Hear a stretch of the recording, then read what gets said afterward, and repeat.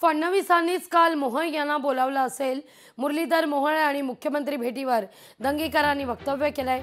पुण्यात काय चाललंय हे विचारण्याकरता बोलावलं असेल असं देखील दंगेकर म्हणतात। मोहोळ आणि मुख्यमंत्री यांच्या भेटीवर दंगेकरांनी आता भाष्य केलेलं आहे। रवींद्र दंगेकर रोज सकाळी ट्विटच्या माध्यमातून केंद्रीय मंत्री मुरलीधर मोहोळ यांच्यावर आरोप करतायत, तर हा आरोप आकसापोटी केला जातोय असा पलटवार मुरलीधर मोहोळ यांनी देखील केलेला आहे। आता या सगळ्या आरोप प्रत्यारोपात मुरलीधर मोहोळ आणि मुख्यमंत्री यांच्या भेटीवर देखील दंगेकरांनी भाष्य केलेलं आहे। दंगेकरांनी याही मुद्द्यावर या ठिकाणी भाष्य करत टीकास्त्र डागलेलं आहे। या सगळ्या विषयी दंगेकरांशी संवाद साधले आपले प्रतिनिधी अमोल धर्माधिकारी यांनी। दिवाळी सुरू आहे आणि या दिवाळी निमित्त पुण्यामध्ये राजकीय फटाके फुटलेले आपण पाहिलेले आहेत आणि अजूनही हे फटाके फुटताना पाहायला मिळत आहेत। त्यांच्याशी आपण चर्चा करूया, कारण की गेल्या काही दिवसांमध्ये सातत्याने माध्यमांमध्ये रवींद्र दंगेकर हे नाव झळकत आहे। आणि मामा, तुम्ही आज हा सगळा फराळ ठेवलेला आहे, पण याच्यामध्ये मिसळपाव आहे, जलेबी आहे, भजी आहेत आणि सोबत तुम्ही मिरची सुद्धा ठेवलेली आहे। हे कॉम्बिनेशन कसं काय जुळवलेलं आहे तुम्ही? सोबत आहेत पुणेकर म्हणून लढतात दंगेकर। ह्या प्रकरणामध्ये पुण्यातले मान्यवर उतरायला सुरुवात केली आणि त्यांनी लपून छपून का होईना काही लोकांचा पाठिंबा आहे, घाबरतात त्यांना।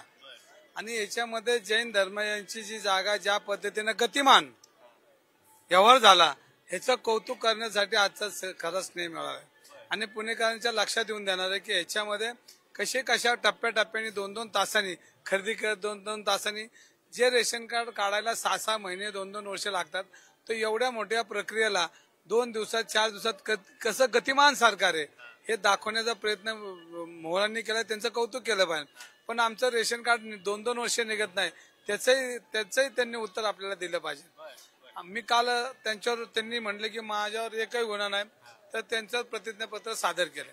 म्हणजे ही वस्तुस्थिती खरी, त्याचे गुन्हे दाखल झालेले आहेत आणि बिल्डरांसाठी किती काम करणार आहे आणि तुम्हाला सत्ता लोकांनी दिली ही तुम्हाला बघून देणारी माननीय नरेंद्र मोदी साहेबांना बघून दिली ह्याची जाणीव त्यांना राहिलीच नाही।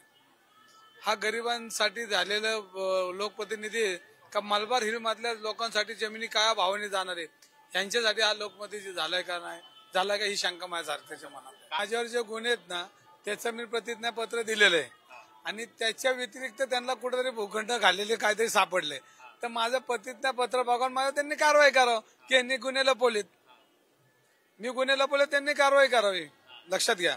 आणि मग ते कारवाई करणार नसतील आणि रेटून बोलणं खोटं बोलणं हे त्यांचा धर्म निर्माण झालेला आहे।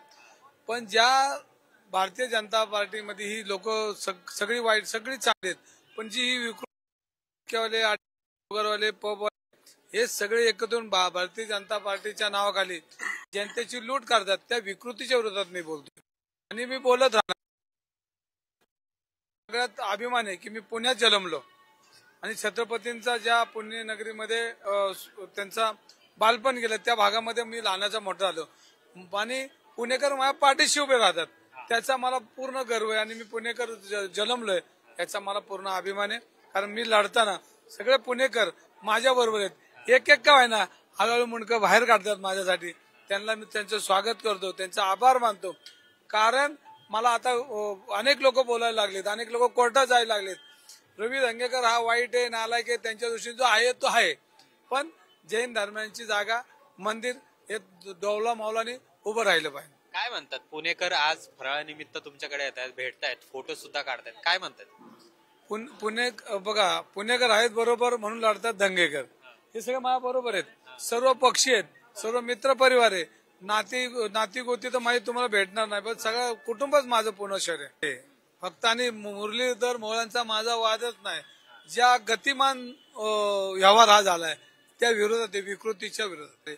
वेळ पडली तर देवेंद्र फडणवीस एवढे चाणक्य आहेत की जैन धर्मीयाने कायम भाजपच्या मागे उभे राहिले, त्यांना पाठबळ दिले, विचाराला पाठबळ दिले आणि त्यांच्या विचाराला जर पक्षातून काय घात होत असेल तर त्याला देवेंद्र फडणवीस सोडणार।